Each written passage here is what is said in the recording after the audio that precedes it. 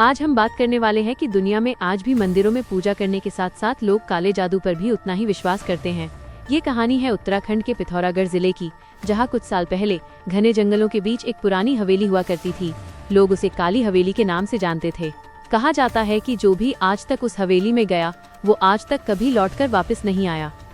गाँव के लोग मानते थे कि उस हवेली में तांत्रिक भैरवनाथ की आत्मा भटकती है, जिसने मरने से पहले पूरे गाँव पर काला जादू कर दिया था। कुछ समय बाद शहर से 3 दोस्त उस गांव में डॉक्यूमेंट्री बनाने के लिए आते हैं, लेकिन उन्हें गांव वालों की कहानियों पर विश्वास नहीं था। गांव वालों ने उन्हें काफी समझाया कि उत्तराखंड देवभूमि है और यहाँ भगवान के साथ भूत भी निवास करते हैं और उस हवेली में रात होते ही वहाँ की मिट्टी भी जिंदा हो जाती है। पर वो तीनों नहीं माने और उन्होंने हवेली में जाने की सोची। रात होते ही वो जैसे ही हवेली पहुँचे, उन्होंने दरवाजा खोला पर जंग लगा ताला खुद ब खुद खुल गया, जैसे किसी ने कहा हो अंदर आओ। अंदर जाते ही सन्नाटा, दीवारों पर काले धागे, राख से बने अजीब चिन्ह और हर कोने से आती सड़ी हुई गंध ने सबका दिल दहला दिया।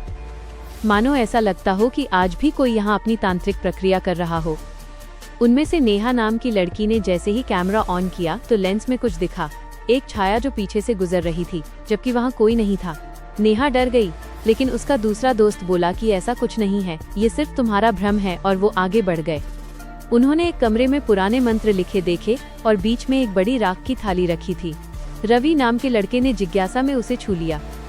अचानक पूरी हवेली हिलने लगी, दीवारों से जैसे चीखें निकलने लगीं, राख हवा में घूमने लगी और एक काली आकृति बन गई, लाल आंखें, राख से बना चेहरा और डरावनी आवाज में, मेरा अनुष्ठान अधूरा मत करो।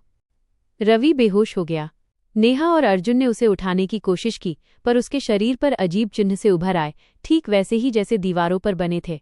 नेहा रोने लगी, हमें यहाँ से निकलना होगा, लेकिन दरवाजा अब बंद हो चुका था। रात के 12 बजे कमरे में लाल रोशनी फैली, दीवारों से हाथ निकलने लगे, काले धुएं जैसे हाथ, जो रवि को घसीटकर अंधेरे में ले गए।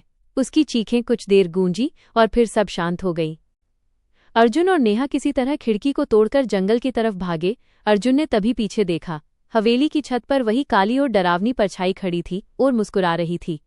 जब सुबह गांव वाले वहां आए तो नेहा के अलावा है कोई नहीं था। उसका चेहरा सफेद, आंखें काली, और वो बार बार एक ही वाक्य बोल रही थी, भैरवनाथ लौट आया है। अर्जुन और रवि आज तक कभी नहीं मिले। गांव वाले आज भी कहते हैं, जब हवा तेज चलती है तो काली हवेली से किसी की आवाज आती है, मेरा अनुष्ठान अभी अधूरा है। इसी तरह और भी डरावनी और सच्ची कहानी के लिए हमारा चैनल जल्दी से सब्सक्राइब करें।